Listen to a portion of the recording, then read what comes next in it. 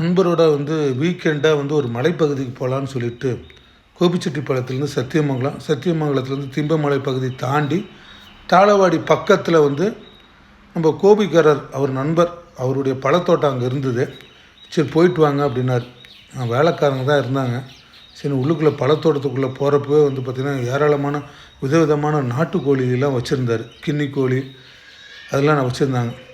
சரி உள்ளே போனோடனே பார்த்திங்கன்னா ஒரு மரத்து மேலே வெத்தலைக்கொடி, இந்த மாதிரி மலைப்பகுதியிலலாம் பார்த்திங்கன்னா ஒரு வெத்தலைக்கொடி படறது ஒரு சாதாரண விஷயம். சரி கீழே பள்ளத்தில் பார்த்திங்கன்னா ஒரு மிகப்பெரிய பழத்தோட்டம். சரி இந்த பழத்தோட்டத்தெல்லாம் சுற்றி பார்க்கலான்னு சொல்லிட்டு உள்ளே போகிறப்ப தான் ரொம்ப பெருசாக ஒரு பழம் அப்படியே வெயிட் தாங்காமல் அப்படியே தொங்கிட்டு இருந்தது. ஒவ்வொரு பழமும் பார்த்திங்கன்னா 1 கிலோவுக்கு மேலே 2 கிலோ வரைக்கும் இருக்கும்.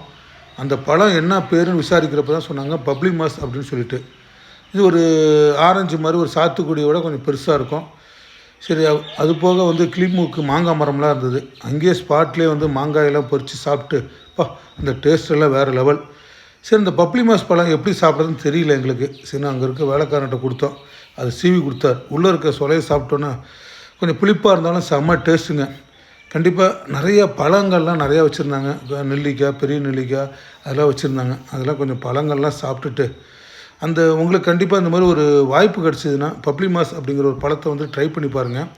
அது உள்ளே இருக்க சொலையை சாப்பிட்டோன்னு வச்சுக்கோங்க, அவ்வளோ டேஸ்ட்டாக இருக்கும். கண்டிப்பாக வாய்ப்பு கிடச்சிதுன்னா அந்த பப்ளி மாஸ் பழத்தை டேஸ்ட் பண்ணுங்கள்.